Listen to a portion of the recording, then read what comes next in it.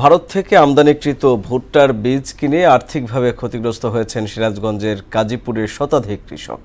তবে বিষয়টি নিয়ে বীজ সরবরাহকারী ডিলার এবং বীজ বিক্রেতা একে অপরকে দোষারোপ করছেন।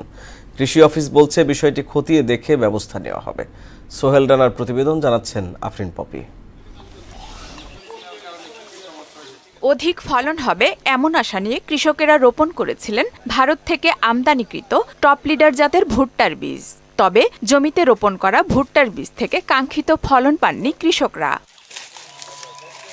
সোনামুখী বাজারের সোনালী সিড থেকে ভুট্টার বীজ কিনে প্রতারিত হয়েছেন তারা। প্রতারণার বিষয়টি জেলা উপজেলার বিভিন্ন দপ্তরে অভিযোগ করেও কোনো সুফল না পাওয়ায় সুষ্ঠু তদন্তের মাধ্যমে ক্ষতিপূরণের ব্যবস্থার দাবি কৃষকদের। টপ লিডার এক নাম্বার অরিজিনালটা না দেয়, সে আমাদের ডুপ্লিকেট তো দেয়। ভুট্টাটা এমন ক্ষতি করছে যে তোলার পরে এই ভুট্টাটা আমরা বেশ পেয়ে গেছি, তখন আমরা বাজারে কোনো আমরা দাম পাই নাই। আমাদের সাথে প্রতারণা করা হয়েছে। ভুট্টাটা 2 নম্বর ভুট্টা। আমাদের কৃষক এবার পথে বসে দিছে। এই পথে বসার জন্য আমরা একটা সুস্থ বিচার চাই। প্রতারণার বিষয়টি খতিয়ে দেখতে ভারত থেকে আমদানিকৃত বীজ সরবরাহকারী বগুড়ার শেরপুরের ফরহাদ সিড কোম্পানির ডিলার এবং বীজ বিক্রেতা একে অপরকে দোষারোপ করছেন। কোম্পানির লোকজন তদারকি করছে, কাজে ফলনের ব্যাপারটা আমি বলতে পারবো না, গ্যারান্টি তার আমার দেওয়া থাকে।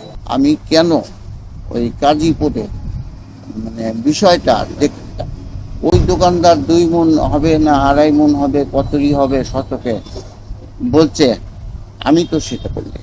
এ বিষয়ে 3 সদস্য বিশিষ্ট একটি তদন্ত কমিটি গঠন করা হয়েছে বলে জানান এই কৃষি কর্মকর্তা।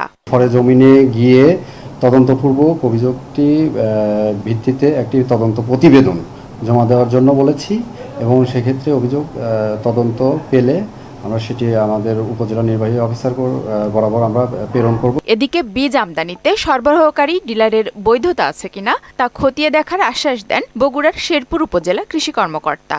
বীজ বিক্রির ব্যাপারটা এটা আমাদের কাছে কোনো ইনফরমেশন নেই, তো আমরা খতিয়ে দেখব। যেহেতু সে আমদানি করেছে, অবশ্যই তার কাছে প্রপার ডকুমেন্ট থাকবে, এটা আছে কিনা আমরা দেখব। ক্ষতিগ্রস্ত হওয়ার বিষয়টি খতিয়ে দেখার দাবি শতাধিক কৃষকের। আফরিন পপি, মোহনা সংবাদ।